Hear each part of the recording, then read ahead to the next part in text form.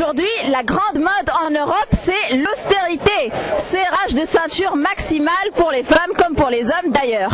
Alors, c'est quoi exactement comme l'austérité?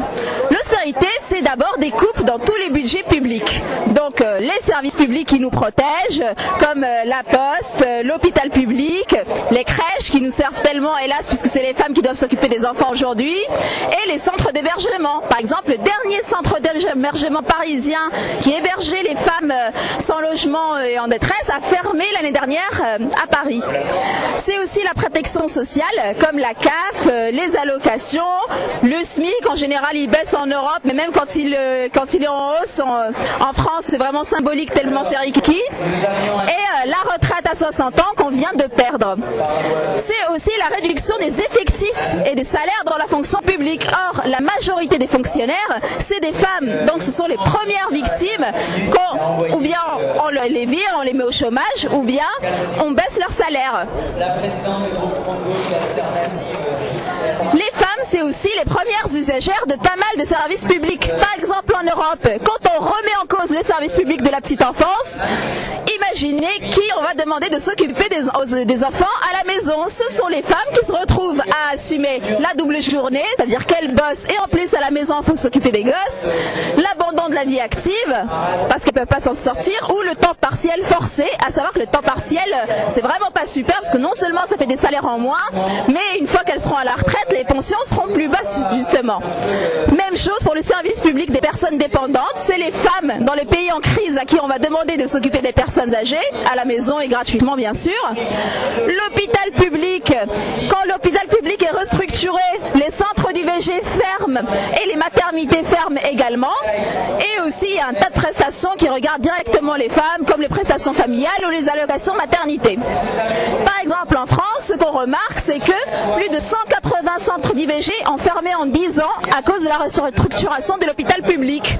Or, plus il y a de centres d'IVG qui ferment, moins il y en a, plus la queue s'allonge pour avoir un rendez-vous pour avorter, et donc plus on approche du délai de 14 semaines qu'il faut surtout pas dépasser. Donc en gros, les femmes les plus riches iront en Angleterre avorter, et les femmes qui galèrent vont rester en France et ne pourront plus accéder à ce droit.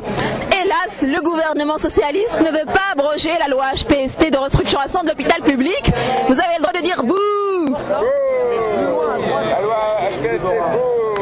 Alors, on entend souvent parler des inégalités salariales entre les femmes et les hommes. C'est quoi exactement?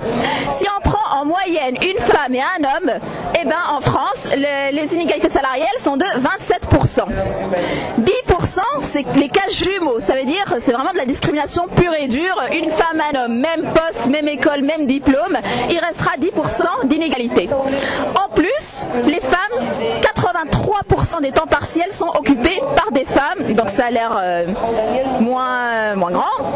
Il y a en plus 10 ans de décalage dans l'ascension, dans la hiérarchie des entreprises. C'est ce qu'on appelle le plafond de verre ou le plancher collant. Ça veut dire que les femmes ne montent pas dans la hiérarchie des entreprises à la même vitesse que les hommes. Les métiers féminisés sont dévalorisés, comme tout ce qui est secrétaire, femme de ménage, femme de chambre, aide à la personne, la grande distribution. Ce sont plutôt des métiers avec des bas salaires. Et enfin, il y a 2 fois plus de smicardes que de smicards.